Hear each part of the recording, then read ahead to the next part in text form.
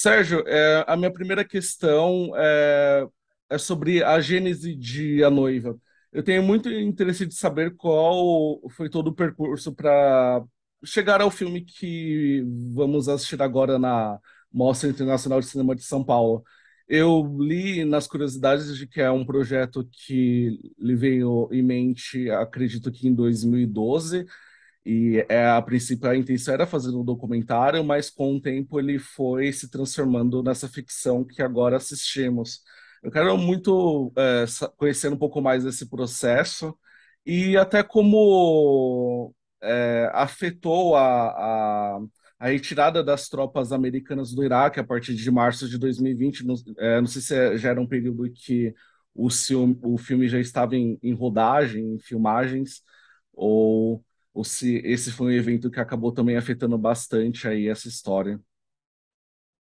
Bom, a gente já fala dessa história de retirada de tropas. Não, a retirada das tropas americanas do Iraque é 2012. É uma coisa muito anterior. Mas eu já conto. Não houve tropas americanas no Iraque durante esse período. A coalição tinha apoio americano, mas não tinha tropas. A retirada americana do Iraque é logo 2 anos depois, 2012, uma coisa do gênero. Mas eu já volto. Bom, para começar, eu tenho uma relação já um pouco anterior com o universo árabe islâmico. Tinha feito um documentário entre 2004 e 2010 no Egito, nos cemitérios islâmicos do Egito, a Cidade dos Mortos.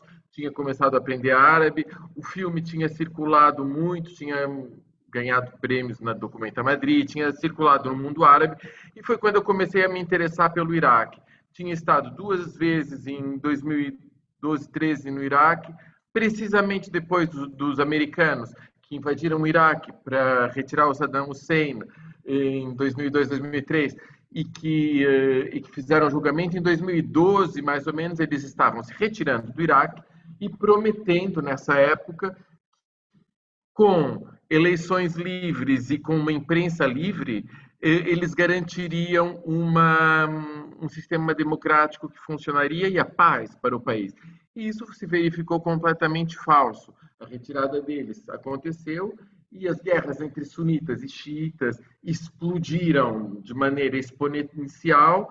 Existiam não sei quantos jornais, não sei quantas televisões, não sei quantas rádios, isso relativamente à imprensa supostamente livre, que não era, que era uma imprensa financiada pelos sauditas, pelos iranianos, pelos turcos, pelos americanos, pelos israelitas, pelos russos. Ou seja, existiam todas as facções, pelo Catar, todas as facções possíveis financiando imprensa, e paz não existia nenhuma, e nem ninguém que lia verdadeiramente essa imprensa, essas televisões. Era uma coisa muito hum, direcionada, sem que a paz chegasse de modo algum. Explodiam bombas em todo o país, e muito longe, na verdade, essa guerra civil deu rapidamente lugar a que uma parte do exército iraquiano antigo fosse para o norte do Iraque e para a Síria, e formasse as várias frentes que mais tarde deram no ISIS.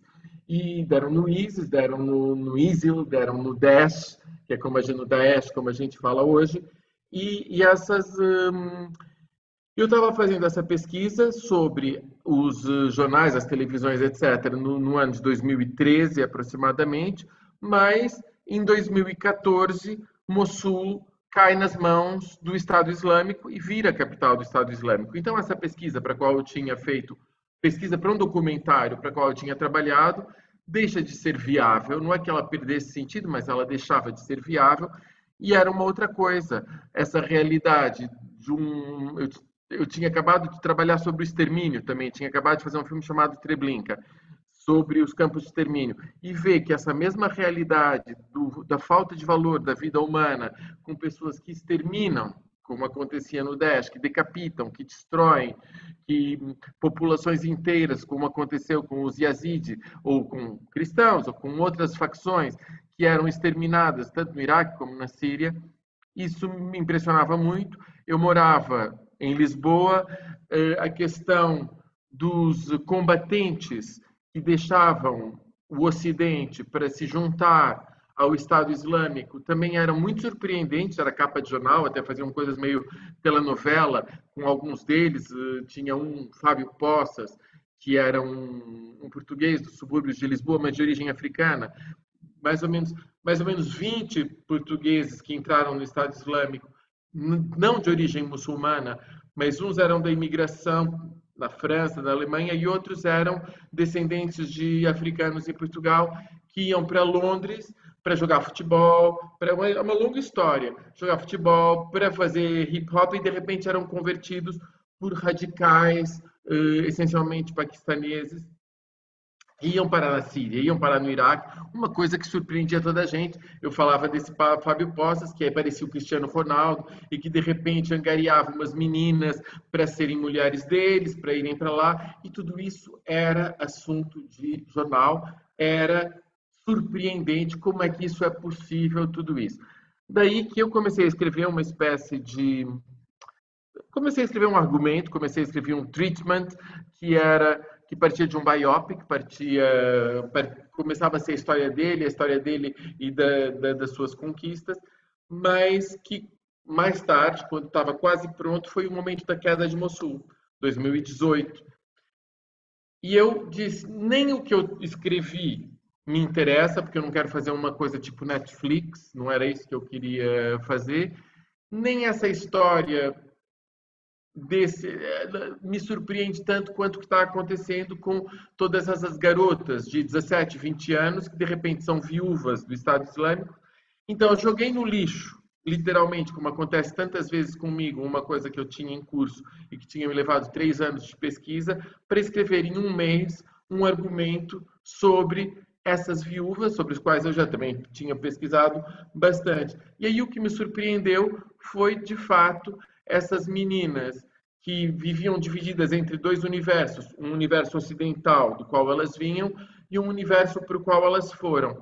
E também foi muito importante na escrita desse argumento, foi um argumento escrito quase contra o jornalismo, porque existia um jornalismo que queria se sobrepor aos tribunais, de alguma maneira, a pré-julgar, muito jornalismo francês que se colocava numa posição de julgamento face a tudo que acontecia, e o que eu queria era ouvir e tentar entender essas meninas e viúvas nesse momento, que outra coisa que me interessava muito eram as associações de pais. Nem os pais, nem o pai, nem a mãe de nenhum deles, nem das meninas, nem dos meninos, entendiam o que tinha acontecido com essa garotada. E eu construí um filme exatamente nessa situação, nessa posição, num posicionamento de não julgamento, de não psicologismo, de não querer que o espectador fosse chamado imediatamente a julgar, mas fosse convidado a tentar questionar e entender uma situação que é muito difícil de entender, mas que vale a pena olhar para ela. Foi mais ou menos esse o ponto de partida, foi o que me levou, e esse desafio de não fazer uma reportagem, de não fazer uma coisa dirigista, mas sim estar naquele lugar, permitir aos ocidentais e a outras pessoas, mesmo aos iraquianos, se colocarem e verem algo que de outra maneira não veriam. Foi isso que me levou a esse filme. Eu quero. Ficou muito claro como todo esse processo até termos o filme o que assistimos agora, mas quero perguntar um pouco mais a respeito da perspectiva feminina que é privilegiada dentro de todo esse panorama que foi pesquisado ao longo dos anos.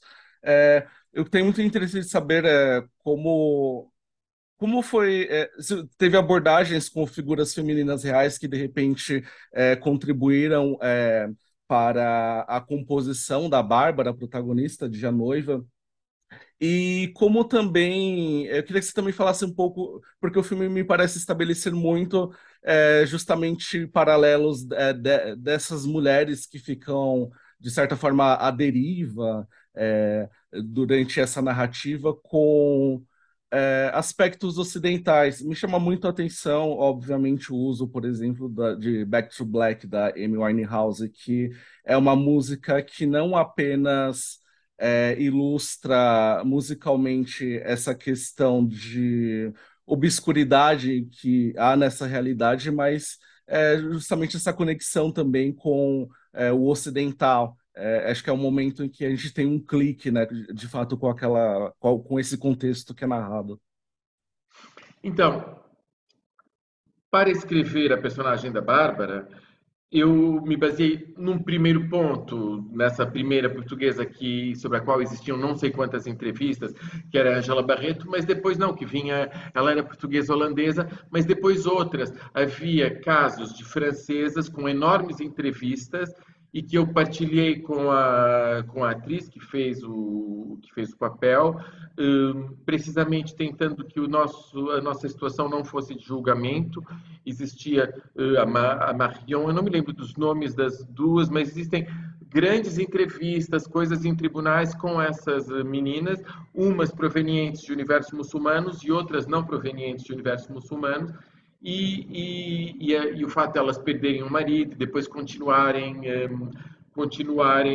sendo casadas com outros, isso tudo fez parte do processo de pesquisa. Eu partilhei isso com a atriz. Eu escolhi uma atriz justamente evitando que fosse alguém cujas interpretações sentimentalistas, coisa de televisão, de novela, aquela coisa de ser chorosa e de ser evidente o que uma pessoa sente, aquelas interpretações todas de excesso televisivo, em que a interpretação é demasiado evidente. Eu escolhi alguém eu queria que tivesse muita juventude, embora tivesse 20 anos, parecesse ter 14, muito mistério, muito enigma nela, era isso que eu procurava.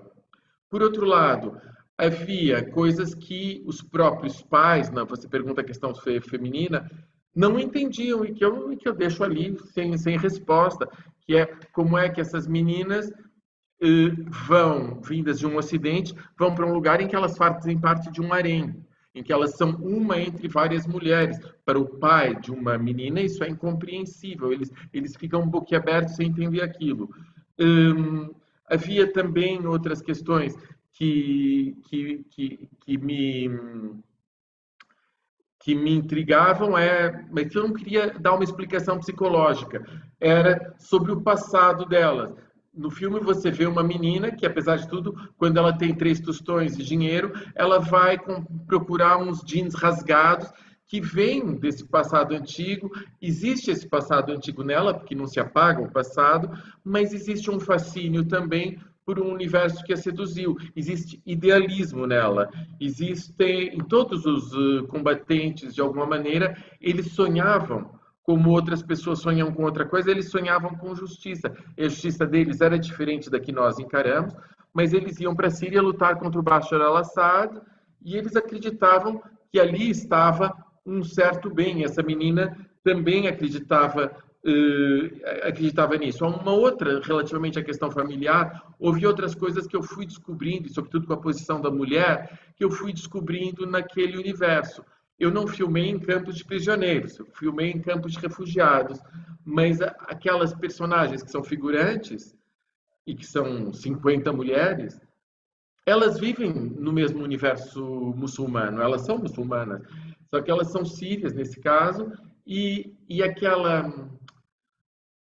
aquela noção da família de mulheres, daquele gineceu, por assim dizer, em que as mulheres têm uma cumplicidade entre elas e que as crianças são de todas, é uma coisa que é muito real, que eu descobri lá olhando. O que eu acabei por filmar tem uma dimensão quase documental, porque as crianças que estão no braço de um, estão no braço de outra, já se perde. As crianças, os filhos da Bárbara, da são os filhos de toda a gente. E aquilo foi quase fusional. Eu não podia, de modo nenhum, dirigir uma das cenas, um dos planos finais da primeira parte, em que uma criança, que é uma criança de 1 ano e meio, quando ela volta da execução do marido e ela está nos braços de uma outra mãe, porque as crianças têm várias mães, de repente vai para o colo dela. Isso aconteceu e diz essa dimensão das crianças serem de toda a gente.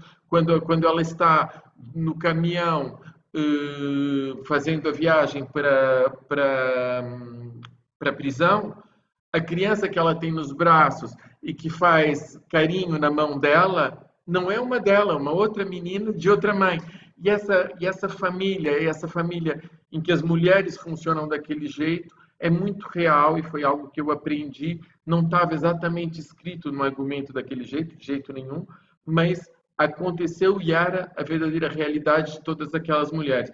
Então, tem essa dimensão das mulheres, de uma menina de 19, 20 anos, que tem todo o referente de independência, de você se conceber como um indivíduo solitário e fazendo escolhas, e prescindindo dessa maneira de viver para viver num lugar em que ela é parte de um todo e que as mulheres também são isso.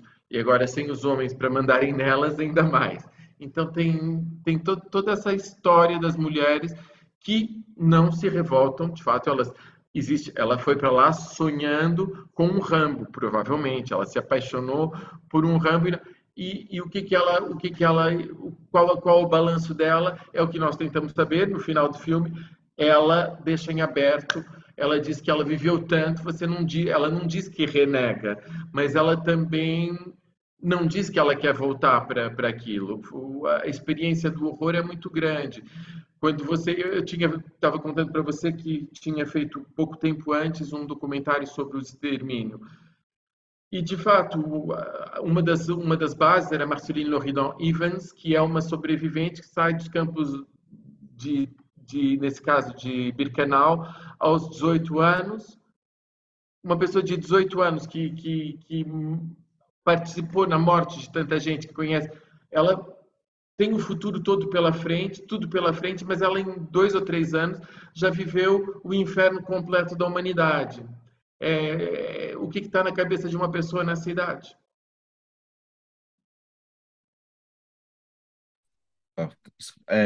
Eu quero te perguntar agora, Sérgio, você me falou um pouco sobre o que você procurava em uma atriz para interpretar a Bárbara, e eu quero perguntar um pouco mais sobre a Joana Bernardo, que pelo pesquisei, ao menos o cinema faz aqui a sua estreia como atriz. É lógico que para a Bárbara é necessário, eu acredito que foi necessário uma atriz, né, que soubesse mais de um idioma, que tivesse uma linguagem física específica, uma idade também, mas me chama muito a atenção, sobretudo, o olhar dessa atriz. E, particularmente falando, o meu momento favorito do filme é justamente no prólogo, onde temos uma execução e é um plano fixo, onde o olhar, né, basicamente, ocupa todo aquele plano por, acredito, 2 minutos ininterruptos. Eu quero saber, saber como foi o processo de escalação, se essa questão do olhar foi essencial para você encontrar a atriz para dar a vida à Bárbara. Olha, eu tinha falado para você nessa questão da ambivalência e do enigmatismo e dividido em dois mundos. A Joana, eu não podia esperar que ninguém falasse árabe, isso é tudo coach. Eu esperava que falasse português e francês, mas a Joana nem francês falava, então também foi com coach e ótimos coaches. Ela fala francês direitinho, melhor que a Lola Duenhas, e o árabe foi tudo aprendido. Agora, a escolha da atriz. Nós fizemos coisas tipo Eduardo Coutinho, um anúncio, foi na internet, não foi nos jornais, apareceram 150 meninas, pedimos que falasse português e francês e que tivessem entre, não sei o que estava escrito, 16 e 22 anos, uma coisa parecida. Apareceram mais 150, nós pedimos vídeos, pedimos fotografias. Eu procurava inocência, procurava que o espectador ficasse surpreendido e assim perturbado com tanta juventude. E depois das 20 que a gente escalou, ou 20 e tal que a gente escalou para fazerem testes, os testes eram exatamente isso. Eram, por um lado, o diálogo final com o pai, que era maior, e por outro lado, nós tínhamos gravado em som a execução com vozes de comando em árabe, com metralhadoras, com corpos caindo, com tiros. Isso não dura 2 minutos, durou uns 4 ou 3 e meio, coisa parecida, já não me lembro. e pedimos que as atrizes, que as jovens, reagissem a isso durante 2 minutos.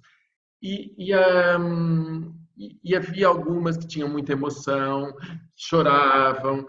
E o que eu amei, que nós amamos na Joana, era justamente ela ter ser aquele bichinho pequenininho, aquela coisa pequenininha que você, mas como é que esse bichinho tão pequenininho está aqui, tão criancinha, com aqueles olhos que estão perplexos perante o mundo? O olhar, você tem toda a razão, é importantíssimo. Era o olhar, mas não era um olhar óbvio. Ou seja, ainda há poucos dias atrás, teve uma menina que é atriz no filme, que é linda de morrer, que é a companheira de cela dela, que está com ela com a maquilhagem, que é a Jill Pack, que mandou uma curta-metragem dela, que ela filmou, em que tem uma jovem numa outra situação, e justamente essa jovem faz assim com os olhos.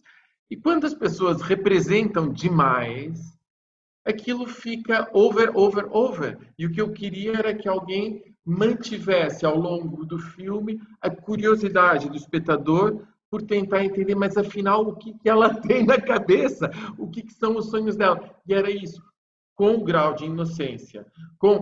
Eu acredito que sim, que ela está com aquelas crianças e ela se sente à vontade com elas, e foi. Ela, por exemplo, passou dias em casa das crianças de quem ela seria mãe, que na verdade são companheiras da tenda dela, mas ela passava dias com elas. Tudo isso era preciso que fosse verdade, mas era sobretudo preciso que aquele olhar não dissesse em excesso e ao mesmo tempo não fosse indiferente, tivesse um mistério. Eu não posso fazer comparações tão absurdas, mas um dos meus cineastas favoritos, o Buñuel, por exemplo, o Belle de Jour, pronto, você tem a beleza óbvia da Catherine Deneuve, que é uma questão de beleza, mas o não explicar é fundamental. Há uma dimensão de representação contaminada pela televisão, em que as pessoas explicam tudo e dizem tudo com olhar, com raiva, que era tudo que eu não queria. Eu queria um ser frágil, enigmático e que, se fosse necessário, tivesse a força de ter uma cena com a Lola Dueñas, com a mãe do ex-marido, do marido morto, de quem ela é viúva, e que ela tivesse a força de dizer não, tivesse a força de dizer, fez as suas escolhas, ela tivesse um frente a frente em que ela não está amedrontada por outra pessoa. E foi dentro de todas essas diferenças que eu escolhi uma menina que sonhou com a Amy Winehouse, sim, mas que escolheu por idealismo outra coisa e que agora está perdida no mundo. Uhum. Sérgio, acho que eu tenho tempo para mais uma questão.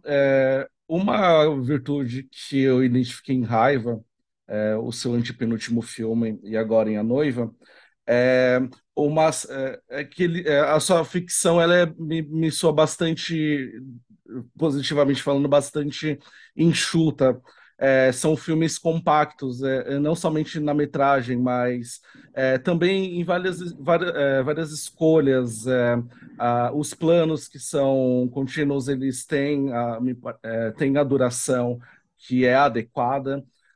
Existe uma economia também em diálogos, existe mais um interesse por uma narração visual. E eu quero muito saber, da sua parte, como se isso também se reflete no período de filmagens, se o que você roda tem fidelidade com o roteiro que foi produzido, ou se você acaba precisando fazer várias escolhas em termos de pós-produção, em termos de repente, sacrificar muitas cenas que foram rodadas. Queria que você comentasse um pouco sobre isso. Olha, de uma maneira geral, a minha relação com os filmes é tirar o barco, é tirar a água fora do barco que está afundando. Sempre, seja qual for. Existem tantos filmes que eu filmei, que eu escrevi uma coisa, fiz outra, e depois voltei a outra, e depois fui para trás. Uma alteração permanente no sentido de que o conceito inicial batesse certo com o resultado final. Nisso é muito engraçado que, por mais transformações e voltas que eu dê, essa proximidade existe. No caso do Raiva, foi um filme que partiu de um livro muito palavroso e que, à medida que eu ia escrevendo, reescrevendo, adaptando e que eu ia filmando, eu refilmava depois uma cena com um terço dos diálogos do que estava escrito. E quando eu montava, ainda menos. Ou seja, esse processo de enxugar, a palavra que você utilizou e com a qual eu estou totalmente de acordo, foi um processo de aprendizagem entre a escrita e a finalização do filme. Foi acontecendo. Como eu já tinha feito Raiva antes, depois aconteceu mais um documentário que foi O Paraíso. Quando eu escrevi A Noiva, eu escrevi já um filme muito enxuto. Eu escrevi já um filme que queria dizer elipticamente uma situação e era um retrato o mínimo explicativo possível. Dito isso, também houve limpeza pontual depois, mas os sacrifícios foram poucos. Foram muito poucos, não foi grande, tirando a cena final, que tinha um diálogo muito maior e que depois ele era longo demais, mas já se via no argumento relativamente ao que é a proporção dentro do filme. E uma outra cena que também era um pouco explicada, e que eu disse, não, mas o espectador tem que entender isso sem que eu explique, eu tenho de encontrar formas de que ele entenda sem que eu explique. Depois eu também juntei coisas que não estavam para ajudar. Mas o objetivo é que você entre sem que expliquem. Eu odeio cinema explicado. Eu odeio cinema uh, cinema explicado, cinema Didático, né? até didático. Eu acho que os filmes militantes morrem com uma rapidez que não tem explicação. O meu primeiro documentário, que se chama Outro País, é um documentário sobre os cineastas e os fotógrafos que foram a Portugal durante o período da Revolução. E vi muitos filmes. Os filmes daquele período que sobreviviam eram os filmes que respiravam. Os filmes que estão te explicando o que você tem que pensar, eles morrem muito depressa.